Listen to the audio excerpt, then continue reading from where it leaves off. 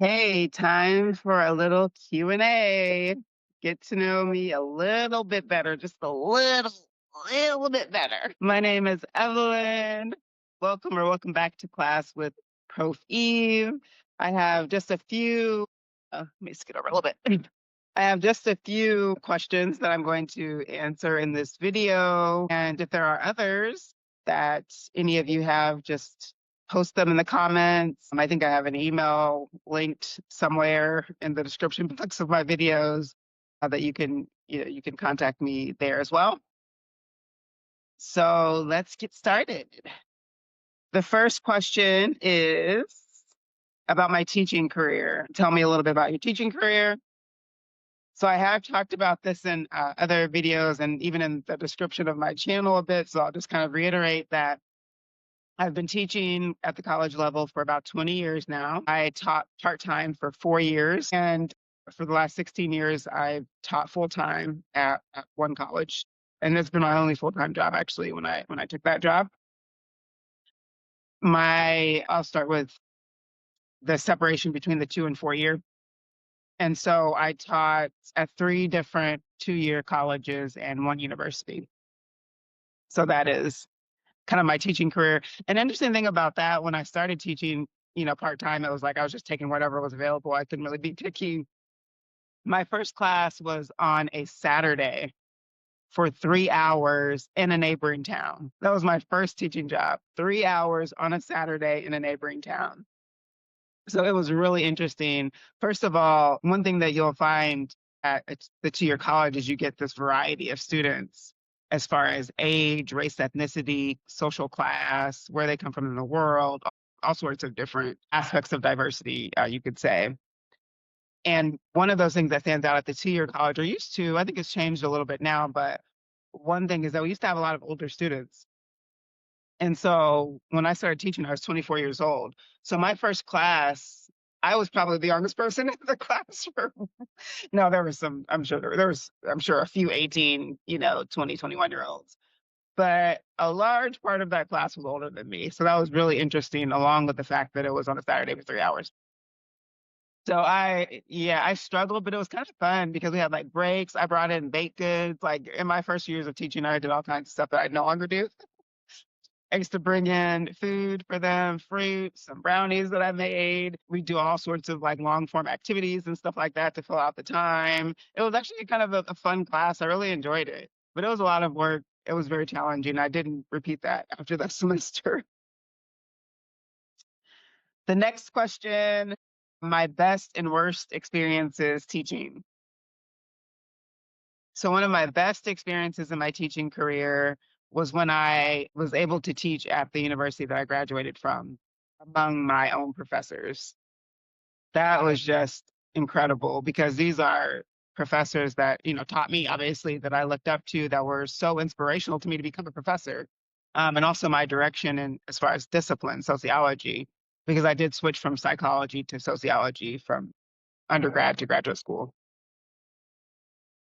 So that was just incredible to be teaching with my own professors at the school that I graduated from. And, it got to a point where I was teaching like juniors and seniors. I was teaching a gender class with juniors and seniors. So I was teaching a pretty high level class. And that was just incredible. Like I'm still like, wow, I did that. The worst experience. Gladly, there hasn't been a lot of like specific events that I can say, oh, I just had so many, but there have been a few. In my teaching career, but I would say my worst experience was the suppression of student protests at my college. Students were protesting about a student who was unfairly treated. It's a very long story.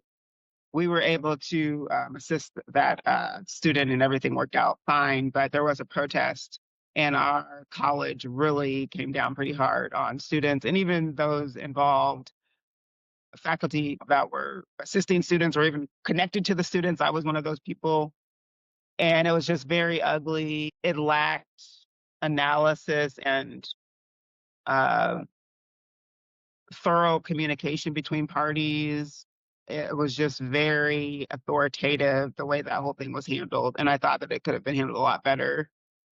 And it definitely left a mark, I think, on me and all of the students involved, and really kind of on the college in general. It's something that I think that folks who witnessed that won't forget. So, all right, the last question. I can find it. Here it is. Okay. What do I do in my spare time? What spare time? No. I do actually have spare time. Like, alhamdulillah, I've gotten to a point where I can choose my schedule. I only teach a couple days a week, and I'm usually done by like 1 o'clock in the afternoon. So that is a very fortunate schedule to have. I also have 2 kids, and I do a lot of things on the side, like write and all that. So I have plenty of things to fill my day and a lot of responsibilities. But as far as my work schedule, it is not very demanding. And so in my spare time, I obviously spend time with my children. I have a son and a daughter, and I love doing activities with them, going places with them, taking day trips with them. And I also like just spending time at home with them. And I'm very fortunate again to have the ability to be home every weekend, to be home on holidays, to be home in the evenings. Those are things that my kids have never missed as far as their parents being with them during those times. Their father is also a professor, so they've always kind of had that luxury of us being there when they're out of school and all those other times. So I love being with my kids. They're my favorite people to be with. I also enjoy cooking and baking. It was something that I considered doing professionally for many years. And then I realized that if this was a business, I would hate it. I would hate doing it. And so it's like, let me not go down that route. But I really enjoy cooking and baking.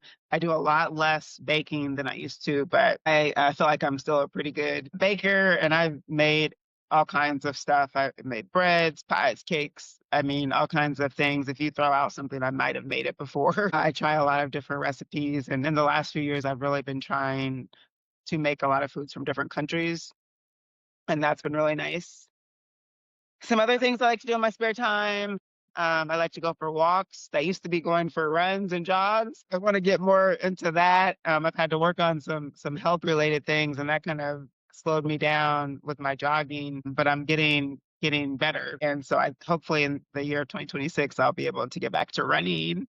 There's a 5K in my town that I used to do every year, and I just haven't been able to really do that the last couple of years. So maybe this year I can actually run that 5K. I wish me luck. And last, that I read and I write. And I love reading. I love a good novel. Oh, I love a good novel. I have to keep a good novel around. I read all kinds of academic stuff, all the time as I'm preparing for classes and just trying to learn things and enhance my knowledge. But I really need to break that up with some lighter material. And so I do that through fiction, through novels, some sci-fi. So that is something that I thoroughly love, and I feel like I have to read in order to be an educator, and in order to write as well. I'm an author. I have some textbooks. I have other projects I'm working on now, and reading helps me to write tremendously. Actually, if I find that there's a lapse in my reading, I have a hard time writing. So, yeah, those two definitely are in partnership for me. So that is the last question for now. Again, if you have others, send them to me, and I will catch you in the next video. Don't leave before you like and subscribe. Peace.